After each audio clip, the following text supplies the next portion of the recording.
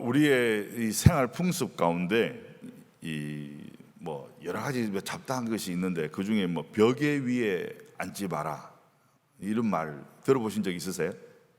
예, 이제 이게 머리를 두는 곳에 이제 엉덩이를 올려놓으면은 더럽다, 지저분하다, 또 내지는 얼음 비계 위에 이렇게 깔고 앉으면은 버릇없다, 이렇게들 이야기합니다. 근데 사실은 그 속뜻은 이 옛날에 벽에는 이 속에다가 쌀겨를 채웠잖아요. 요즘은 플라스틱 이렇게 덩어리들을 갖다가 채우는데, 아니면 솜이라든지 아니면 메모리 폼 이렇게 채우는데, 이 쌀겨로 속을 채우고 있으니까 그 위에 앉아서 이렇게 장난을 치고 퍽퍽거리고 놀면은 그 쌀기의 가루들이 이 항문에 끼어가지고 이 항문 질환이 생기니까, 이제 어른들은 그런 경험이 있으니까 아이들 보고 이제 벽에 위에 앉지 마라, 이제 이걸 갖다가 이제 이야기하는 거였거든요. 또 우리가 또 이렇게 옛날부터 많이 듣는 이야기가 문지방 밟지 마라, 이런 말 들어보셨죠? 어릴 때 자라나실 때 많이 잔소리 엄청 들으셨을 거예요. 저도 많이 들었는데, 이게 이제 어른들이 이야기하시기는 복 안 들어온다고, 또 재수 없다고, 이제 거기 서 있지 마라 이렇게 합니다. 사실은 문지방에 서 있으면 사람이 오가는 게 힘들고, 옛날에는 시골집이라 보면 문이 좀 작고 이러니까 사람 하나 서 있으면 누가 지나다닐 수가 없었어요. 그리고 집이 튼튼하게 지어진 집들이 아니니까 문지방에 서 있으면 문자박이 한쪽이 꺼지거나 삐뚤어지거나 빠지거나 이래서 이제 문이 고장 나면 고치기가 힘들어지니까, 이제 그것 때문에 이제 어른들이 그렇게 잔소리들을 하셨어요. 그리고 또 우리가 이제 웃으면서 하는 이야기입니다만, 밤에 손톱 깎지 마라. 예, 밤에 손톱 깎으면 귀신 나온다. 또 심지어는 이렇게 부모가 죽는다. 이런 막말로 그렇게 이야기들을 했는데, 사실은 옛날에 이 전기가 없을 때는 호롱불 밑에서 손톱을 깎는데, 그때는 손톱 깎기 같은 것이 없으니까 이 칼이나 가위 같은 걸로 이렇게 손톱을 자르다 보니까 이제 잘못하면 베일 수 있고, 어두운 데서 깎다 보면. 그리고 손톱이나 이 발톱이 튀어서 방구석 어딘가에 이렇게 깔려 있으면 이제 사람이 지나다 밟으면 이제 또 기분도 안 좋아지고 발바닥도 아프고 손바닥도 아프고 이러니까 이제 그렇게 하지 말아야 이러는데, 이제 이걸 보고 이제 귀신 나온다 이런 식으로 이제 좀 겁을 주면서 이렇게 하지 마라 이렇게 이야기하죠.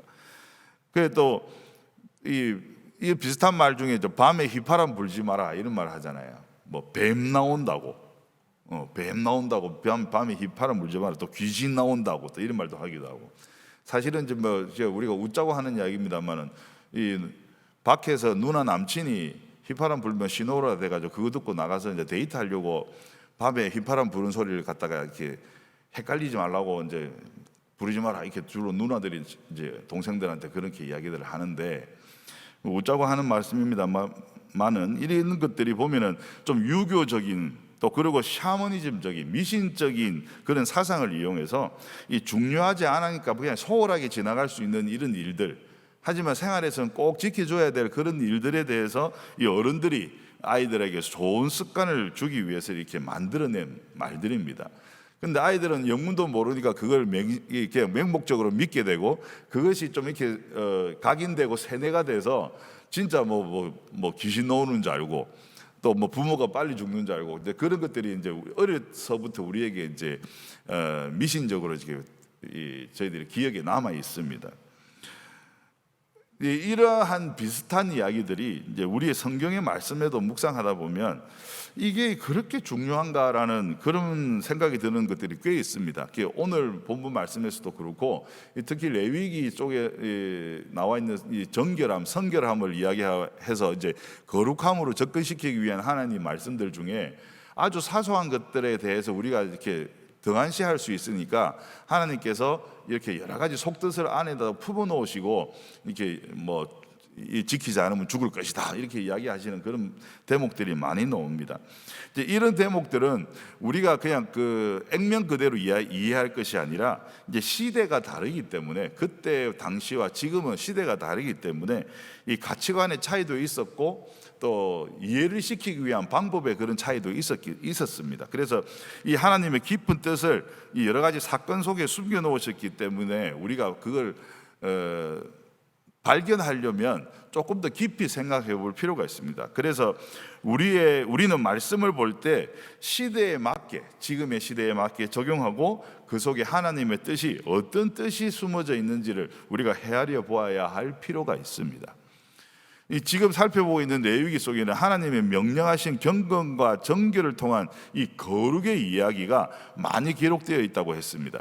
이렇게 하나님께서는 좋은 신앙, 그 좋은 신앙의 습관을 주기 위해서 속 깊은 마음으로 우리에게 말씀하십니다. 하나님께서 기쁘게 받으시는 제물이 어떤 것이며 그 제물을 거룩하게 지키는 방법이 어떤 것인지 오늘 발견하고 다짐하는 귀한 시간 되시기를 주님의 이름으로 축원합니다. 첫 번째 우리가 살펴볼 것은 제사 음식을 먹는 것에 대한 하나님의 규례입니다. 오늘 본문에서는 제사장이 아닌 여느 사람은 아무도 그 거룩한 제사 음식을 먹지 못한다고 이야기하고 있습니다. 제사장이 데리고 있는 나그네나 그가 쓰는 품꾼도 그 거룩한 제사 음식을 먹지 못합니다. 제사장이 돈을 지불하고 자기 재산으로 사들인 종과 종의 자식들, 그러니까 한 공동체를 이루고 있는 그 제사장과 한 공동체를 이루고 있는 사람들은 그 음식을 먹을 수가 있었습니다. 왜냐하니까 한 가족으로 봤기 때문에. 그리고 제사장들은 이스라엘 자손이 하나님께 바친 그 거룩한 제사 음식을 더럽히면 안 된다라고 하나님께서 말씀하십니다. 제사장은 자기들이 먹을 제사 음식을 여느 사람들이 모르고 먹다가 죄를 지어 벌을 받는 일이 없도록 주의해야 한다고 또 경고하십니다. 그리고 마지막으로 하나님께서 나는 그 음식을 거룩하게 하는 하나님이다 라는 말씀으로 반드시 지켜야 할 명령임을 표현하고 계십니다. 하나님께 바쳐진 제물을 제사장의 몫으로 제한한 이유는 성물이 우상 숭배의 수단이 될 수도 있기 때문입니다. 이것이 뭐 어떻게 그렇게 될 수 있냐라고 하지만 이 성물이 들어오는 것을 제사장이 다 감당할 수 없을 만한 그런 양이 들어오게 되면 이걸 남겨놓을 수 없으니까 또 행여나 또 누가 한 사람 이거 와서 이거 뭐 한두 개 가져가도 모르겠다 하고 들고 가면 몰래 훔쳐서 들어갈 수도 있고 또 그걸 가지고 나가서 자기가 먹지 않고 어디 가서 이렇게 시장에 내다 팔거나 하면 그것이 하나님께 드린 그 성물이 그것이 이제 어느 다른 종족에게 이제 팔려가서 우상 숭배를 하는 그 제물로 쓰여질 수도 있는 것이기 때문입니다. 그리고 또 일반인이나 이방인들이 이 제사에 쓰여져 있는 이 거룩한 성물을 함부로 다룰 수 있는 방금 말씀드린 매매에 이용하는 것뿐만 아니라 이게 좀 자기의 재산을 채우기 위해서 자기의 욕심을 채우기 위해서 쓰여질 수도 있는 것이고 또 제물에 대한 이 사심을 가질 수 있는 재산을 축적해서 나의 부유함을 만들어 나가기 위한 그런 방법으로 쓸 수 있기 때문에 그 음식을 먹는 방법에 대해서 하나님께서 제한을 하시는 것입니다. 그 제사장과 그 가족들의 그런 생활을 보장하기도 하고 이 거룩함을 유지하기 위한 규례입니다. 다른 본문의 말씀 중에 보면은 조금 다른 방향입니다만은 제사장의 신체적인 흠을 제한한 구절이 있었습니다.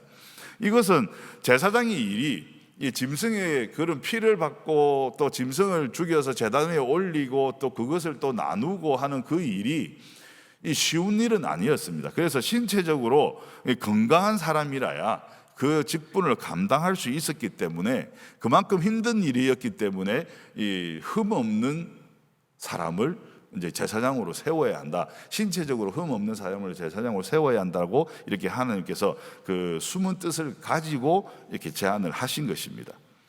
이렇게 하나님께서 정하신 것과 허락하신 것만 우리가 소유하고 누릴 때 우리가 감사할 수 있습니다. 안 그러고 우리가 하나님께서 소유하신 것을 우리가 또 허락하신 것을 우리가 지금 지키지 않고 그걸 넘어서거나 그것에 소홀하면 우리 속에 있는 그 죄책감과 또 성물을 함부로 다룬 것에 대한 하나님의 형벌이 우리에게 어떻게 내려질 것에 대한 불안감 때문에 우리가 감사의 생활을 누리고 갈 수가 없다는 것입니다. 그리고 두 번째 우리가 살펴볼 것은 하나님이 기쁘게 받으시는 제물이라는 것입니다. 하나님의 기쁘게 받으시는 제물은 우리가 어떻게 준비해야 되는가? 어떤 것이 하나님이 기쁘게 받으시는 제물인가? 한번 살펴보겠습니다. 17절에서 20절의 말씀입니다. 여호와께서 모세에게 말씀하여 이르시되 아론과 그의 아들들과 이스라엘 온 족속에게 말하여 이르라.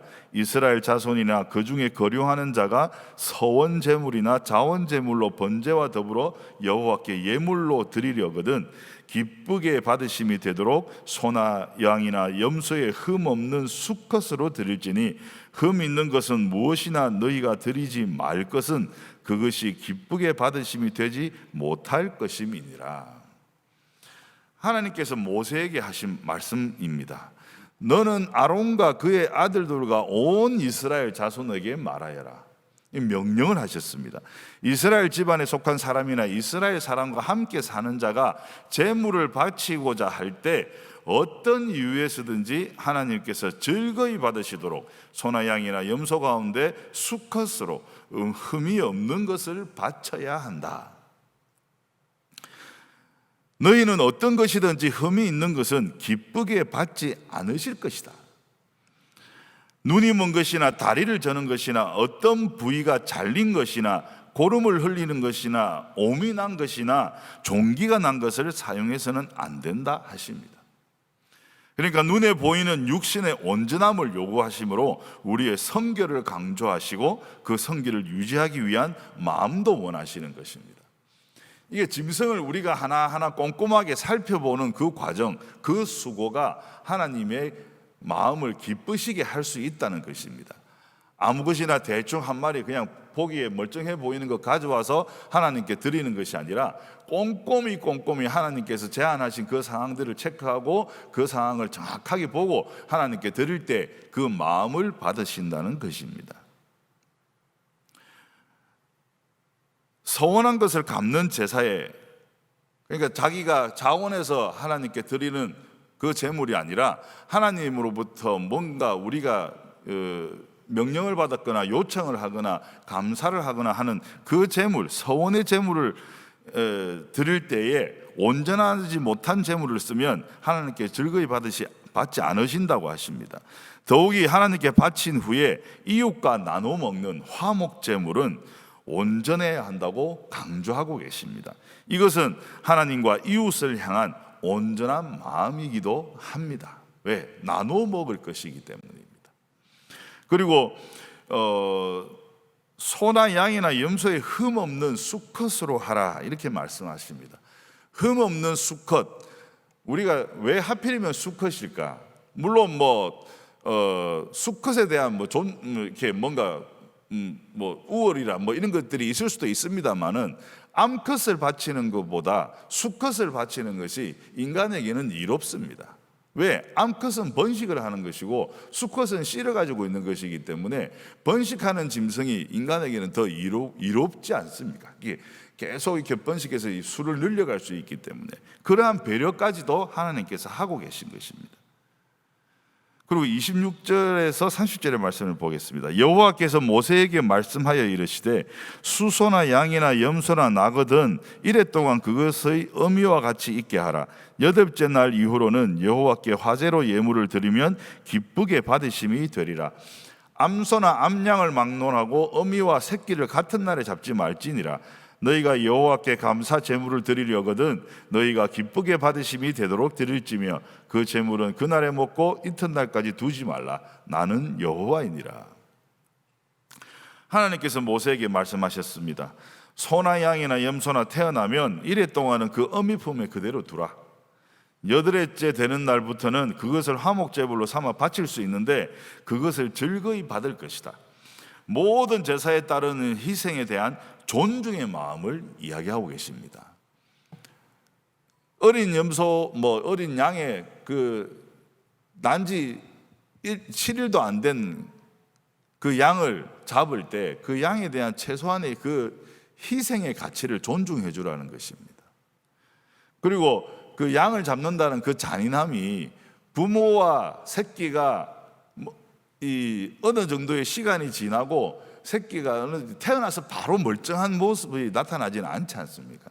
어느 정도 시간이 지나야 그 형태가 멀쩡하고 눈도 뜨고 더 서서 걷고 이렇게 할 수 있는데 그런데 그때라야 우리가 이 새끼가 멀쩡한지도 알 수가 있는 것이고 또 만약에 겉보기에 멀쩡하다 그러면 갓 태어난 소는 염소는 양은 다 멀쩡해 보일 수 있지 않습니까? 근데 뒤쪽에 가서 보면 대부분 1년 이상 된 어린 짐승을 바쳤습니다. 그게 뭐냐니까 1년이 지나고 나면 거진다 성장을 했기 때문에 보기에 이제 어떤 상태인지가 명확하게 나타나니까 이제 그때서야 이제 이 제물로 바쳐지는 것이고, 또 그 사이에 1년 동안 이 짐승이 제물로 바쳐질 수 있는 조건을 유지하고 있는 그 과정이, 또 바치는 그 자에게, 이 제사장을 통해서 이 제물을 바치는 자에게 그 정성이 들어가는 그 과정이 있기 때문에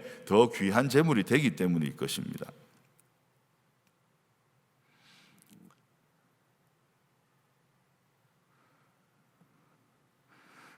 그래서 감사의 제물을 바칠 때에 너희가 바치는 제물을 내가 기쁨으로 받게 바쳐야 한다. 제물로 바친 것은 그날로 너희가 나누어 먹고 남겨두어서는 안 된다. 이걸 남기게 될 때 일어날 문제들은 좀 말씀을 드렸습니다. 온전한 것을 이웃과 나눔으로 이웃에 대한 존중의 마음을 이야기하십니다. 또 하나님은 제물을 통해 우리가 순종과 희생과 자비와 감사와 기쁨과 화목을 회복하고 하나님께 올바른 예배를 드리기를 원하십니다. 제물로 바쳐진 것들은 제사장과 그의 가족들에게만, 화목제물은 제사를 드리는 사람과 이웃에게도 허락되어서 모든 백성이 하나님의 거룩함에 동참하도록 명령하셨습니다. 31절에서 33절의 말씀을 봅니다. 너희는 내 계명을 지키며 행하라. 나는 여호와이니라. 너희는 내 성호를 속되게 하지 말라. 나는 이스라엘 자손 중에서 거룩하게 함을 받을 것이니라. 나는 너희를 거룩하게 하는 여호와요, 너희는 하나님이 되려고 너희를 애굽 땅에서 인도하여 낸 자니 나는 여호와이니라. 하나님께서 이스라엘 백성에게 하나님의 계명에 순종할 것을 명령하셨습니다. 이 명령은 거룩하신 하나님께서 우리를 부르심과 또 우리에게 명령하심에 순종함으로 우리가 거룩한 삶을 살아가기를 원하시기 때문입니다. 거룩한 표주는 하나님이십니다. 예수 그리스도께서 이 거룩을 인간의 몸으로 행하셨습니다. 이 첫 번째 아담, 이 아담의 한 사람의 죄로 인해서 전 인류가 죄인이 되었던 이 문제를 두 번째 아담, 이 예수 그리스도께서 홀로 그 죄를 지심으로, 하나님의 순종으로, 또 그 거룩함으로 이 한 사람이 모든 인류의 죄를 대신하신 것을 이야기하고 있습니다. 이것은 전무후무한 하나님의 역사입니다.